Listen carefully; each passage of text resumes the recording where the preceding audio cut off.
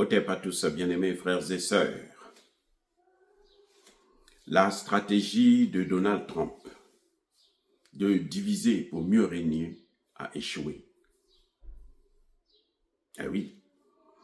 Vous savez, la différence entre la politique de Trump et celle de Biden est, à mon avis, sur la méthode.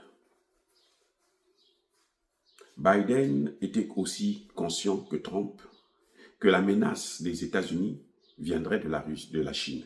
Ce n'est pas la Russie. Et la guerre que Biden a déclenchée contre la Russie, c'était pour affaiblir la Russie afin d'avoir la voie libre pour atteindre la Chine. Pour Biden, il s'agissait de balkaniser la Russie, prendre le contrôle de la Russie, et à ce moment, on peut mener la guerre depuis le sol russe contre la Chine. Ce qu'il a échoué, bien entendu, parce que les Chinois ne sont pas aussi bêtes, les Russes non plus, et les deux s'étaient réunis pour dire que nous allons faire face à ça ensemble. C'est pour ça que vous avez entendu les puissances occidentales dire que la Chine prend le contrôle de la Russie. C'est pas vrai, la Chine ne prend pas le contrôle de la Russie. La Chine ne colonise pas la Russie comme les Occidentaux ont colonisé le continent africain. Non, c'est faux. La Chine et la Russie ont des relations de coopération, et surtout commerciales, et même militaires. Vous voyez, parce que les deux ont le même objectif, le même intérêt, puisqu'on veut détruire les deux en même temps. Donc, ils se mettent ensemble pour faire face. Donc, je disais que la différence entre Biden et Trump, c'est que Biden, lui, il a voulu créer une coalition autour de lui pour ensemble combattre d'abord la Russie et après s'attaquer à la Chine, en appliquant la théorie d'un bandit américain qui disait que pour atteindre la Chine, il faut d'abord détruire la Russie. Ça n'a pas marché, puisqu'ils ne peuvent pas détruire la Russie, et ils ne pourront jamais détruire la Russie. Maintenant, quand Trump arrive, il dit que cette tactique-là a échoué. Moi, ce que je veux faire, c'est que, au lieu de créer une coalition pour combattre la Chine ensemble, d'abord passer par la Russie et puis la Chine, moi, ce que je veux faire, je vais m'allier, avoir des liens, me rapprocher de la Russie afin de décourager la Russie de pouvoir agir quand moi je veux agir contre la Chine. C'est-à-dire que si je suis l'ami de la Russie va hésiter de pouvoir intervenir quand moi je veux m'attaquer à la Chine. Vous voyez la différence.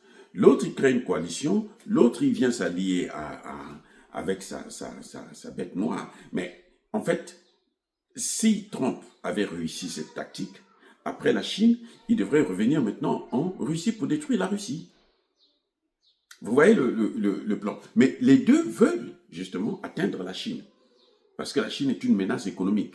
Mais en fait, ce n'est pas une menace, mais c'est parce qu'ils ne veulent pas être dépassés par la Chine. Parce que la Chine, aujourd'hui, économiquement parlant, est pratiquement devenue la première puissance du monde.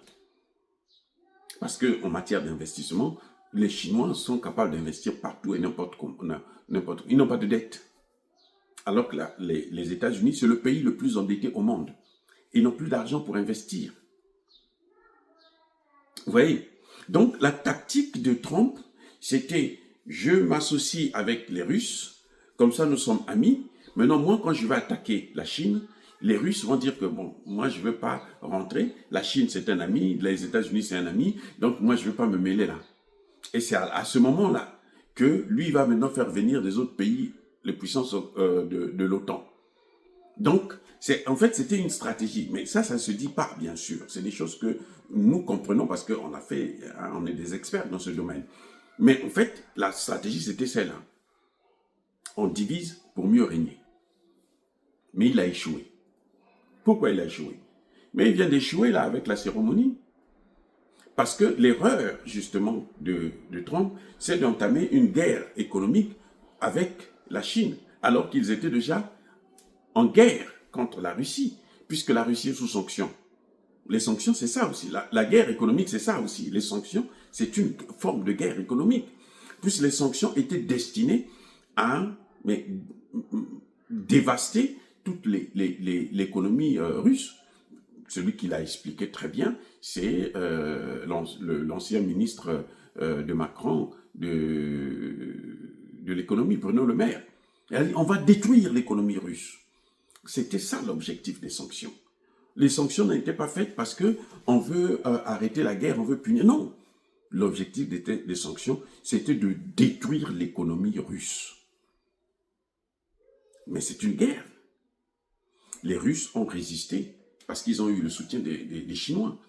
Et donc les Russes savent que ces gens-là, ils ne sont pas gentils, ils ne sont pas sérieux, ils sont méchants.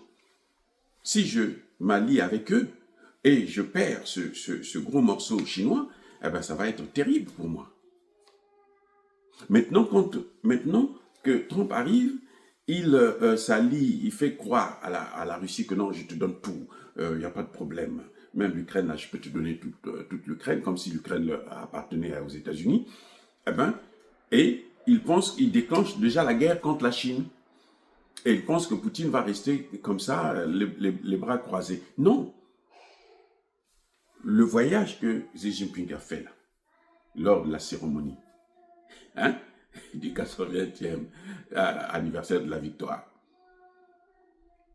c'était pas un voyage, c'est un voyage stratégique, hautement stratégique, puisqu'ils ont renforcé la coopération à la fois militaire, économique et même civile, notamment dans l'aviation, puisque les deux sont en train de rejeter maintenant Boeing et Airbus. Et c'est un problème, puisque le plus grand acheteur de tout ça, c'est la Chine. Vous voyez le problème maintenant? Qui a gagné? Vous ne voyez pas que Trump a échoué? Il a échoué. Il a renforcé les liens entre la Chine et la Russie. Tu ne peux pas mener la guerre contre le monde entier, les amis. Je le dis tout le temps.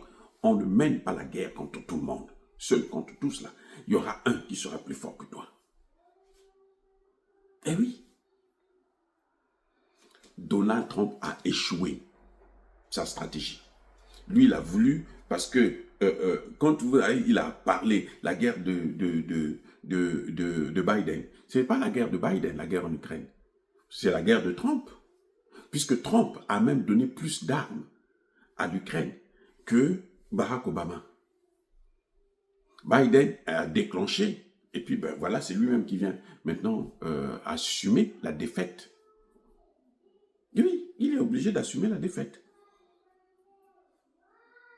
Parce qu'il signe des accords des minerais alors qu'il n'y a pas encore la paix. Et la plupart des minerais sont dans la partie occupée par la Russie. Donc, en fait, il se disait que, bon, on va voir avec les Russes, on va exploiter ça ensemble. Non, les Russes ne vont pas le faire. Parce que les Chinois, quand le Xi Jinping vient là, il ne va pas se laisser faire. Hein. Il a déjà créé comment on appelle ça, un front anti-Amérique en Asie. Et il est en train d'aller maintenant avec les Européens. Un front anti-Amérique. La guerre est perdue. Qu'elle soit économique et militaire. Militaire en Ukraine, ils ont perdu. Économique, là, ils sont en train de perdre encore. C'est-à-dire qu'il n'y a rien à faire. Ils ont perdu cette guerre. La situation aux États-Unis ne marche pas. Et l'une des grosses erreurs de Trump, c'est de vouloir faire les choses en 100 jours. Il voulait que l'Amérique redevienne ce qu'elle était il y a 10, 20, 30 ans. Non, ça ne peut pas se passer comme ça. Ça ne se passe pas comme ça. C'est un processus qui peut prendre du temps. Et puis, il faut réfléchir sur la stratégie à mener. Ce n'est pas en influençant. On n'influence plus les gens. Maintenant, les gens n'ont plus peur de l'Amérique. Avant, on avait peur de l'Amérique parce que l'Amérique, ce que fait la Chine, là, investir partout dans le monde, c'était l'Amérique qui faisait ça. Mais depuis un certain temps, l'Amérique, maintenant, a choisi d'installer des bases militaires. L'Amérique a 120 bases militaires au Japon. 120 bases militaires. Vous avez déjà vu des choses comme ça? Dans un pays étranger, un petit pays comme le Japon, en tout cas par rapport à la superficie, c'est un petit pays. 120 bases militaires, mais c'est une colonisation. Maintenant, les gens n'ont plus peur de ça, parce que les gens savent que non, eux là, ils ne viennent pas pour nous aider à se développer. ils viennent pour nous torturer, pour nous coloniser. Donc nous, on va se préparer à ça. Ouais. Les amis, soyez bénis.